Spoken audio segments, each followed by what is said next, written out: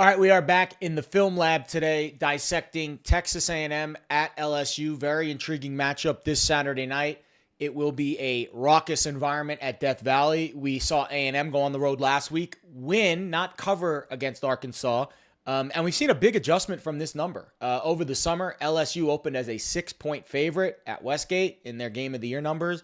And of course, what have we seen since then? LSU has kind of fallen off a bit, dealing with some injuries, especially on the offensive line. They'll be without their left tackle in this game. But A&M's undefeated, and they look like a legit college football playoff SEC title contender. I'd be interested if we got to 3. If all of a sudden, and we're recording this on a Wednesday, if we wake up on Saturday morning and it's LSU plus 3, I think that's where you might get some strong LSU money.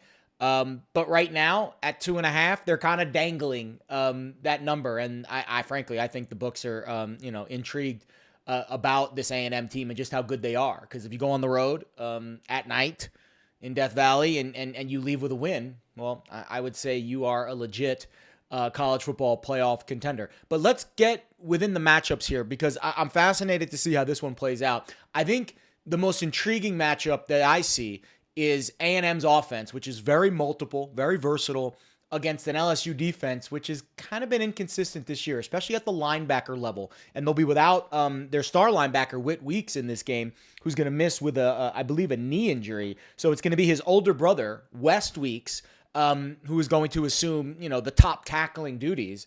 Harold Perkins, their best athlete at the linebacker level, they've kind of moved him around a lot. He hasn't graded out that well this year. And overall, this LSU defense, 113th in missed tackles, 106th in yards after contact. I could see A&M, which is, again, a very multiple offense, right? You have Marcel Reed, quarterback, who is a dual threat. You've got no Le'Veon Moss. He's out with an injury, but very deep, talented backfield for A&M. Reuben Owens had a great game last week against Arkansas, 5'11", 215, very thick. Almost 6 yards per carry. And then E.J. Smith, senior, again, 5'11", 215, a thick, big back, over 6 yards per carry. So the running game is it's tough to defend. They don't have a bell cow. And Reed is very dangerous with his legs at the quarterback position. And their receivers, honestly, might be the deepest receiving group in the SEC. Concepcion, the transfer from NC State, 5'11", 190. And then Mario Craver, 5'9", 165, small, shifty slot receivers. And their ex-receiver, Ashton Bethel-Roman, freshman, finally emerged last week, had his best game in his freshman season, 4 for 83, a breakout game against Arkansas. So this is a very difficult offense to defend. And we'll see how Colin Klein, offensive coordinator for Texas A&M, plays it this week going up against Blake Baker, defensive coordinator for LSU, who can be a little frantic with his scheme. So enough yap. Let's go to the tape. So here's what I'm going to do. I'm going to show you a play from LSU's defense against Ole Miss a couple weeks ago. And then I'm going to show you something that I really liked that A&M did on their offensive side against Florida also a couple weeks ago. And I think this is where A&M might have an edge in this game. So Ole Miss, Lane Kiffin, we know he's a genius. But this is a very basic play action, right? You got Trinidad Chambliss, quarterback. He's gonna fake the run here. And what it's going to do, it's going to suck both these linebackers into the hole. And it's going to allow this slot receiver basically nothing but grass on this deep over route. And it's a very easy pitch and catch for Trinidad Chambliss to make. Honestly, this is an easy read. He executes the play action well. Boom. Linebackers up in the hole. And you could see right here, a lot of cushion with the receiver against this slot corner. And he's just going to continue with his inside leverage, and he's going to go right off the hip of that referee.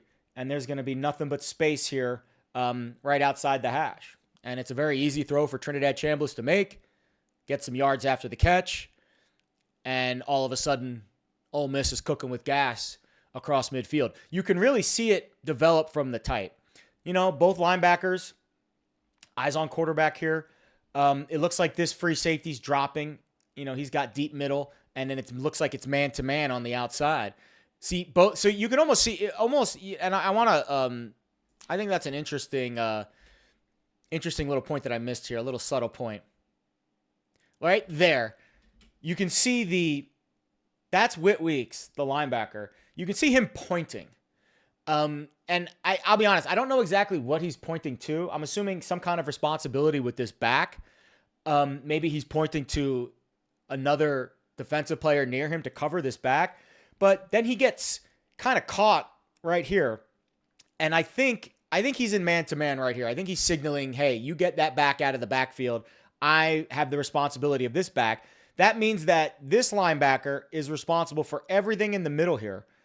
But, and this is Whit Weeks, by the way. He won't be playing in this game. He's one of the best linebackers in the country. He's still sucked up right on Trinidad Chambliss. Now, maybe he's playing spy. Maybe. I don't know what the exact assignments are.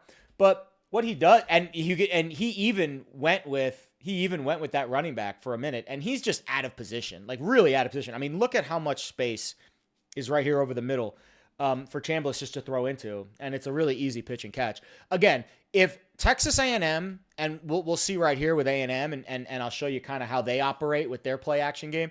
If you're giving Marcel Reed that much space to operate, and he can just play action, pull, throw, or run, it's very dangerous. It's very tough to defend. And unless your linebackers have extreme eye discipline, they are going to get sucked into the motion. They're going to get sucked into the play action, and they are going to leave wide open holes on the outside. All right, so here's A&M against Florida. And I love this, right? You're in a 21 personnel. What's 21 personnel? 2 running backs, 1 tight end. There's your tight end right here. And we've got twins to the left. So what we're going to see here is play action fake. This running back's going to run into the flat. And then this running back is just going to run a corner route. And what you're going to notice here is these 2 linebackers do not play this properly. They get either, and I don't know exactly what kind of zone that they are in or what kind of coverage assignment they are in. But essentially what's going to happen is, the way I would play it is right there matched up, and then right here matched up. Now, maybe they have a spy on Marcel Reed. Maybe they're in some kind of zone. But what you're going to see take place here is 23 gets completely lost in the wash. And he's wide open. And he scores a touchdown. So what's supposed to happen, I think, is 0 is supposed to be dropping into a zone here. Into some hook curl zone, covering everything that's happening in this little area. But he kind of gets lost in the play action. He kind of gets sucked up. Watch. So he kind of gets sucked up right here. And then as he's trying to recover, it's just no bueno. It's a very easy play. Now, Marcel Reed, to be fair, does have to elude some pressure, but you can see it much better here from the tight. So 0 just crashes hard and gets caught up in the eye candy, right? You've got one running back going this way, and then you got this guy coming out of the backfield. Like it's a lot of movement. You got this puller, so you think it might be counter. You just have there's just a lot going on. And if you are not sound with your assignments, you are going to miss. And 0 here comes up and he's like, oh crap, I gotta pull back. He gets beat, and then he starts running. And then once he makes the catch, he's like, what the hell, man? How come no one was there to back me up? So again, this is basic stuff. I'm not an expert in the film study just yet. I'm still learning a lot of the terminology and a lot of the assignments and kind of things that the hots and the keys that coaches really look at. But when I analyze A&M's offense, I see a lot of chaos. I see running backs that can run out of the backfield and catch corner routes. I see quarterbacks who have an elite RPO presence. They know when to pull, when to run, when to throw, where the windows are opening. I think Colin Klein's done a really good job coaching up Marcel Reed and getting a lot more quarterbackiness out of him, where last year he was just a runner who also played quarterback. This year he looks like more of a quarterback who can also run and beat you with his legs. And that added dimension of verticality is just really tough to defend. When you've got running backs going in different directions, you've got slot receivers you could line them up all over the field. So LSU, who I think defensively is, I don't want to say a step slow because they've got athletes all over the field, but when your eyes are lying to you, you're going to be a step slow, regardless of how fast or how talented of an athlete you are. Harold Perkins, Wes Weeks, I mean, these are, top level talents, but if you're not seeing the picture clearly, it's going to be hard to get in the right place. And you're going to see a lot of, I think, openings in the run game. Death Valley can be funky at night. I do think the LSU offense will have some kind of rabbit, pull some kind of rabbit out of their hat, because Brian Kelly's up against it right now. We're hearing a lot of calls for his job. So this is kind of a desperation spot. And again, the severe movement with the line going from LSU -6 over the summer to now LSU +2.5 as we record this on Wednesday. I'm not running to the window to bet Texas A&M. But I do think their offense has an advantage against this against this LSU defense because of some of these unique concepts that I see in the run game, and because of LSU's lack of eye discipline when they're trying to shut down the run, especially when they've got dual threat quarterbacks who are running play action. You've got to spy them. You've got to worry about the running back. And of course, you got to worry about the receivers in the formation as well. So interesting film study. I do think A&M goes on the road and gets this win. They're due for a loss at some point, maybe at Mizzou next week. But I really find it interesting, this game within the game. Colin Klein against Blake Baker, Marcel Reed against the LSU linebackers and the LSU front seven. Who's going to win that battle? I would give the edge to Texas A&M.